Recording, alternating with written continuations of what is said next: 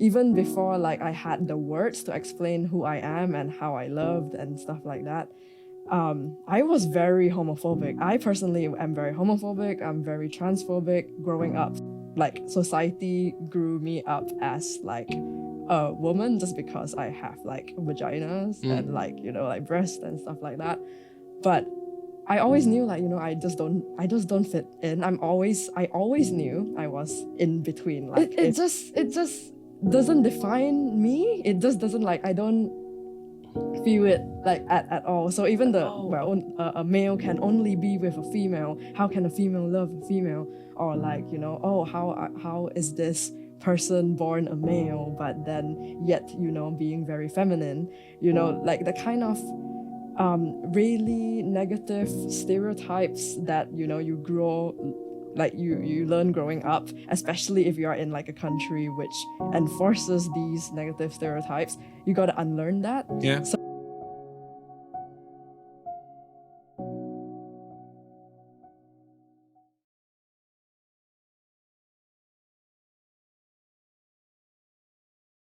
Thank you so much, everyone. Welcome back. This is Talk to Ake. Amazing stuff to always have you guys on the podcast. Just like I said in the previous episodes, this is a very safe space for everyone to express themselves, how they feel about stuff. There's no judgment here. That's why it's called Talk to Ake. It's about the guest, and you have the chance and every opportunity to talk to me any way that you like. So my guest right here today, it's someone very, very interesting.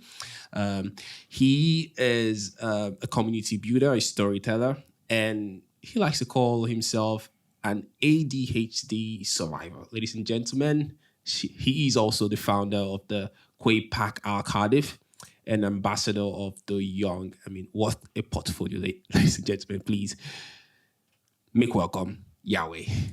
Oh, thank you, Duake. How you feeling? Yeah, I'm feeling good. Like it's kind of like tired. Like, well, I basically did a lot of kind of, again, as you said, like community actions before this. Yeah. So like it was kind of like from one meeting we were, you know, doing something really big before this, and after that's coming to the studio. So it is just like back to back. But I'm also really, really, really happy to be here because like this is amazing. Like, you know, I'm actually really proud of you of what you're doing. Thank you. Like for the viewers, I've seen Duake grow. This is like it's so amazing. Like you all have to go constantly support this person. Thank you. Like, Thank you so much. I mean, I've always wanted to have more conversations with you because I mean, you have a great story to tell. I mean, from where you come from, Malaysia, and coming into the UK, it's a whole different cultural a background and all of that. So I would love to know more about it. And you've been up to so many things lately. Yes, I am. You have been. Like as you introduced me as like, you know, an ADHD person, but yes, that's like I'm hyperactive. So like I think I'm pretty blessed with that hyperactivity where I credit that for all the things I do. I think if I don't have ADHD, I think like I wouldn't be able to do that much of things because I generally need a lot of stimulant because my brain, like they've scanned it, my beta waves are always high. And beta waves are basically the waves that are kind of like high when you are like anxious or stressed or like you have like a lot of adrenaline rush and stuff like that, then that will be high, but mine is always high. Oh wow. So I need more stimulant than other people. So do you think like some people have ADHD and they don't know about it? Absolutely. Really? Always, yeah. I mean, like, especially when you come from a country which, like, you know, just generally just like mental health awareness isn't a thing. So like sometimes maybe you don't even know you have autism, you don't even know you have ADHD. And ADHD has 3 different types as well. So you don't even know. And like, for example, you know, the naughty kids at the back is always like, you know, messing around. Yeah. There's a lot of cases where it's just like ADHD in children and they don't even know. So they are always classified as being naughty, but actually they just have ADHD. Wow. So yeah, there's a lot of things in terms of like, you know, if there isn't the knowledge of it growing up, then you kind of have to like figure it out yourself. So like for me, it is the same thing where my teachers in primary school at 8 years old, I would just like climb over chairs and my teacher would be like, can't you use a normal way to just go there? And I'm like, no. That's your choice.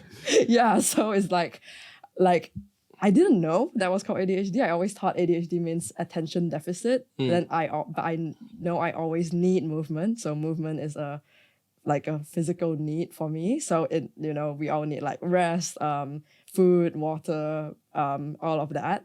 But I have a need called movement, and if I don't move, I will be very antsy, and it will be like I will be kind of like, how some people can get hangry. Yeah. I have hangry in terms of movement. Whoa. So if I don't move, then I'll be very hungry. So Wow. sometimes at 12 a.m. I'll just be like running. I see. It really sits well with all the projects you're doing and handling at the same time, because Absolutely. amazing. So I checked out so many things about you, and I discovered that you're really on about the crisis going on in Gaza, and you and your team recently raised £2,055 for people in Gaza. That's incredible. How important is that for you? I think it's monumental. And firstly, it's just like this whole situation, it's a lot of people call it like the conflict, but actually it's not a conflict because it's been ongoing since like 75 years ago. So like a lot of media is afraid to call it a genocide, but it is a genocide.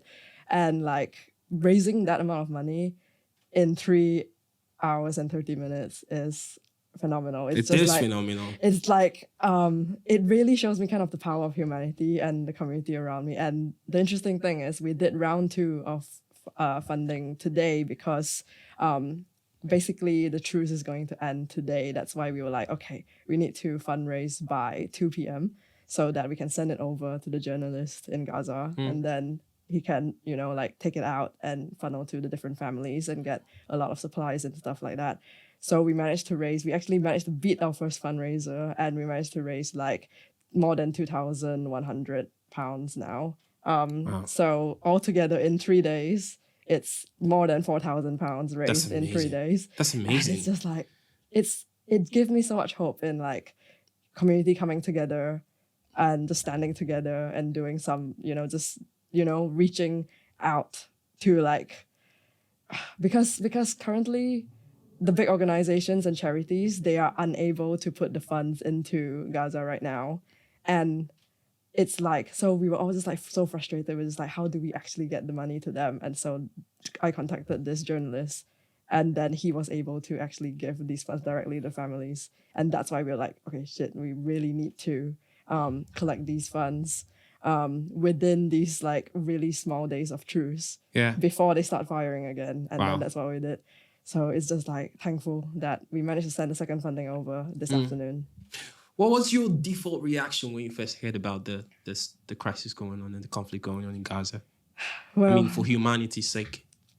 The thing is, it has always been going on. That's the thing. So like, it was only on October 7, which finally the flip side happened. So it has always been going on for 75 years, where like Israel was attacking Palestine, but only for the first time, October 7, this group in Palestine called Hamas, attacked Israel. And this is why, like Western media just blew up, and, Western media just basically like put a lot of coverage into turning into like a really biased story of Israel, kind of like being the victim, even though Gaza has, faced atrocities since 75 years ago, but just because it's the first time which like Israel is being attacked, then everybody's labeling like Hamas as like the terrorist group and everything like that.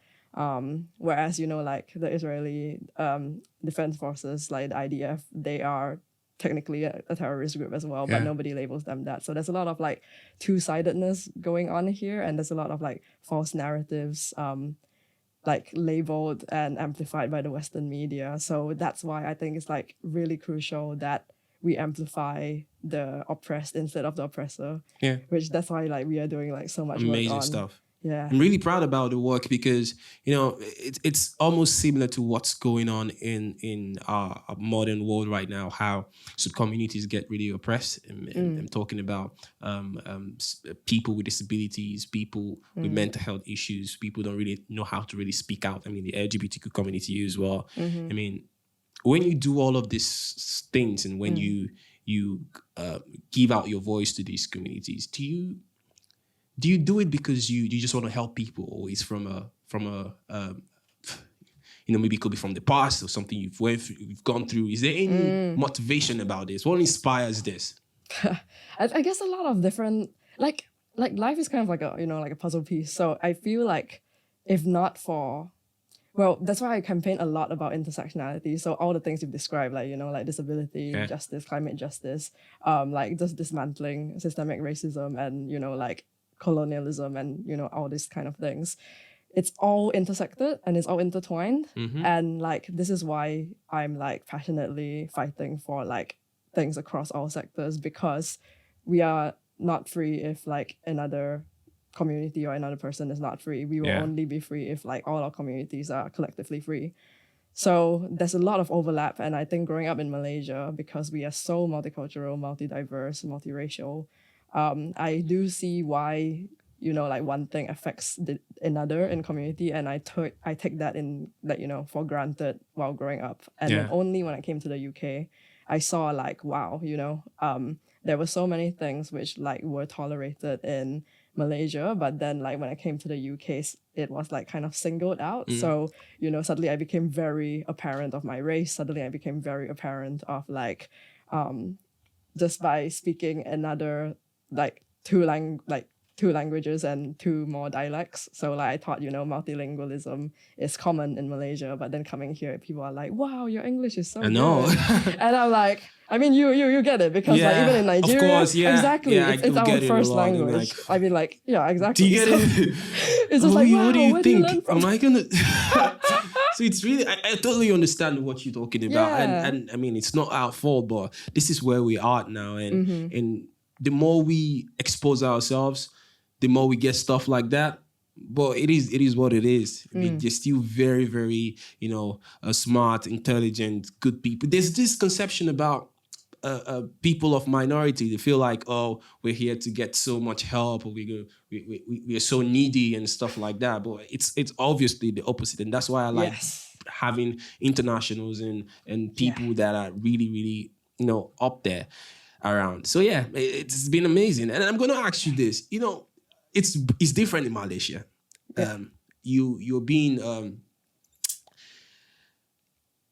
so you've accepted to be addressed and as a he or they.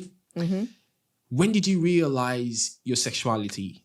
Was it in Malaysia? Was it in the UK? So sexuality. Okay, so I want to clarify this. Is it like you're asking me about my sexuality or my gender? Because like the two different things. So now this is where I have to get schooled now. Okay. Yeah, you need to school me on this, because it's it's a very, very sensitive area, not just for me. Yeah. I feel like people also listening to this podcast should learn from this, because you never know who you're going to meet. You don't want to offend people or hurt their feelings. I might know to a certain extent, but I'm trying to represent the 100 majority that do not understand these things. So I'm coming to you like them. Right, so I'm coming to you now. What's the difference between the profile? Like, what do you mean profile? When I mean profile, I mean, how do you want to be called? Pronouns. Pronoun. Do you want to be called he, she, they? And what's the difference between that and your sexuality? Okay. Are they the same thing? Completely different. Oh, good. So gender is not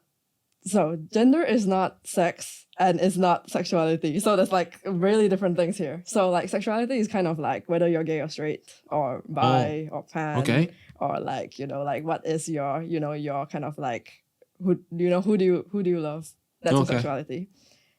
Gender is basically like your gender identity. So kind of like I can be like I can be masculine presenting, but I want to be called like a they, or like I can be feminine presenting, but also still want to be called a he. It's like, it's up to everybody's gender expression, and gender identity is like different. And like, gender is like a spectrum. So is everything. Like so many things in this world is a spectrum. Yeah. There's so many shades of gray, as you all know. So like for me, I'm like, I'm non-binary. So that means like there's male, there's cisgender male. So cisgender is basically if you're born male and you still identify as a male, then you are cisgender male. Okay. And then basically like if you are M and you're still M, and if you're F and you're still F, then you're basically a cisgender female. Okay, cool. So I am not a cisgender male. I am not a cisgender female. I'm like in between. So Wow. like I'm non-binary, Okay. which means I don't fall into like either binary. Okay. So how do you make this choice? Do you feel it from the inside, or is it a thing of, okay, I like to be this, so I want to be this. I like to be that, and I want to be that. Or you have a feeling from inside, and you just feel like, okay, this is who I am. How is it a choice, or is it a feeling from inside before choosing the gender you want to be, addressed as or called? The thing is, this is like me the moment I came out of my mom's stomach. That's it. I just came out. I came into the world. It's not a feeling. It's not a choice. It is just who I am. That's it. So when did you realize who you are? The moment I was born. Okay. So you've always wanted to be called they and he from... I didn't have the vocabulary for that. Okay. So, because, there's no such thing as them. There's no such thing as like a gender neutral pronoun while growing up in Malaysia, because Malaysia is a Muslim country, and, we just grew up like literally very kind of like strict heteronormative relationship structures, where it's just like there's always you can only have like a male and a female, and they will have like a wedding, and then they'll have babies, and then there's no such thing as a they them. There's no such thing as like everything is like gendered. So just growing up, like I'm just like society grew me up as like a woman just because I have like vaginas and like like breasts and stuff like that. But I always knew like I just don't fit in. I always knew I was in between. Like if this was like a spectrum, I'm like right in the middle. So like I'm not even like I'm not. So you feel like you didn't fit into the female category. You didn't feel. No. You feel, so what were the things you didn't feel? Was it the attitude or just everything? It just doesn't define me. It just doesn't like I don't feel it like at all. So even it's the how like feminine like femininity is always defined as like wearing skirts or playing with dolls and stuff like that. I never did that like while growing up. But that doesn't mean that like I like kind of like traditional guy stuff, but at the same time I don't like too masculine stuff. So for example, like you wouldn't catch me like in a pub like drinking and screaming and standing like on top of the table and screaming and just like punching people. Like I won't do that. So like I'm kind of in the balance between like like masculine and feminine. Like I'm just like in the middle. And whereas like my sibling is different. My sibling is also non-binary. My sibling is kind of like gender fluid. So some days they will feel like they are more masculine, so they dress up more masculine. And then some days they feel more feminine, so they will wear a skirt, and then they will, just wear makeup and stuff like that. So they are gender fluid. Whereas for me, I'm not gender fluid, but I know I'm smack right in between. Great. So yeah, it's just there's so much diversity. So this is the gender diversity. I know. And it's nothing to do with fashion at all, to be fair. It's nothing to do with fashion at all, because you just said sometimes you want to dress like a male, sometimes. Absolutely. Now it's deep down, it's the feeling and all of that. And I totally understand that. And sometimes I begin to wonder, what do people then need to understand about these things? What do they not get right? I think, actually, it is about what do people have learned, like what stigma people have learned, and then what they need to unlearn. So for example, maybe you grew up your entire life only thinking that, a male can only be with a female. How can a female love a female? Or like, how is this person born a male, but then yet, being very feminine?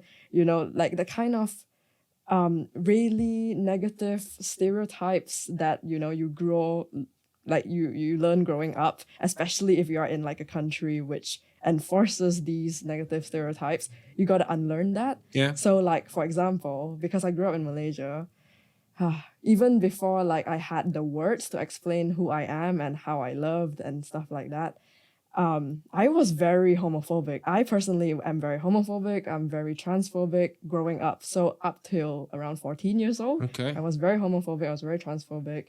And then, my family would be like, oh, do you see over there that person? So we have a phrase called like for feminine feminine feminine boys, but I mean technically they are like basically trans. Yeah. But I didn't know the words to say that, so my mom would describe them as lady boys Oh, okay. or like transvestites, you know, the words which we don't even use that now. And then, you know, my family would just whisper and be like, oh, you know, that person. Yeah. We have a phrase in Malay called pondan, so we call them, oh, see that pondan over there. And it's just like, you know, it's always the whisper. And this is not just for, you know, the gender, this is also for like people with like, let's say with like kids with autism, or like somebody who is blind, or somebody who is like deaf or hard of hearing. Then you know, people will be whispering like, oh, you see that person, you know, that person is autistic, so you better treat them nicely. You know, you put them in a box. You put people who are just people in a box, yeah. and you just like single them out. You're not supposed like the thing is, growing up like that makes you feel that there's always an us and them. Like us, the normal people, Yeah. and then them, The which abnormal is so people, bad. yeah. Exactly, abnormal. Yeah. So it's so bad, and I think especially like in kind of, I guess, colonized countries, especially. The funny thing is, I think this thing is really crucial for the viewers to hear.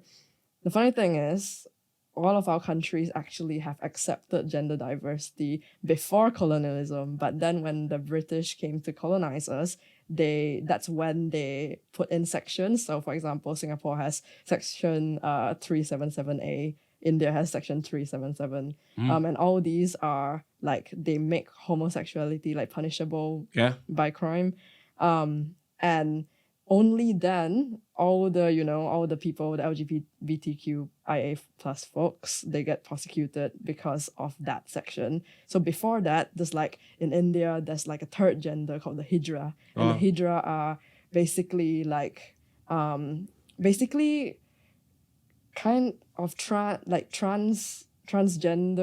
like females, trans women basically, who are like spiritual, and they also have like positions of power within the community. And then like in Philippines, there is the spiritual leader called the Babaylan, and they're also, you know, the trans women leading the society. And like in Southeast Asia, we also have like a place in Indonesia. The Bugis people have 5 genders. Oh wow. Yes, 5. 5 genders. So like one is like, you know, this male and female, and then there is the Kalabay and Kalabay and the Kalalai. So one of them is like, you are born a female, but you are masculine. Wow. And then another gender is like, you are born a male, but you're feminine. And they accept all these genders. So only when like, you know, Britain came to like conquer, like colonize the countries, they introduced the laws which makes the community scrutinize these. So like, I'm sure even if you looked into like the African countries, or even in Nigeria, you probably will see that there is like past histories of gender kind of like non-conforming people, which have a big acceptance with community and also really high ranking. But then after, you know, like after colonization, all of that became, you know, a lot of hatred towards the community. And this is where decolonizing education comes in. Like, you know, this is where we have to unlearn what was taught to us and go back to our indigenous roots of our to be people. fair, traditionally speaking, places like from my country, Nigeria, and some places in Africa, history, we were never taught that in history, you know. So nobody has an idea about, okay, look, our forefathers, you know, had, you know, different gender identity. All we knew is like male, female. And then we started getting to know stuff, internet, and now people like beginning to accept it slowly, even if it's like almost, you know, how a traditional and religious Africans are, even if it's almost like a no thing. Yeah. But it's a thing. Not like it's a thing, but people now just, you know, it is what it is, you know, and that is the stage and the level that we are in right now in 2023. And just like you said, humanity is what's the most important. If someone wants to be there or be this person, you just respect it, and what goes what it is what it is, to be fair. It's amazing talking to you, Yahweh. I wish we had so much time. to talk more. I would love to Yeah, talk absolutely. more. Definitely bring you on So the much fun. podcast. Yeah. So just like I said, thank you so much for being on the podcast. I really appreciate it. I would love for you to come again. I mean, we had so much things to talk about. And yeah, it's been amazing having you on the show. And It's a definitely pleasure, going to come okay. back again. No, like, absolutely. Like, thank you for like inviting me, and like, I really, really look forward to all your episodes, and like, congrats Nice. on season 2. Like, Thank you. That's amazing. Yeah, thank you. And yes, you can subscribe to our YouTube channel. You can subscribe if you want. Yes, obviously you want to, so you can see more of this. My name is Ake. This is Talk to Ake. Catch you later.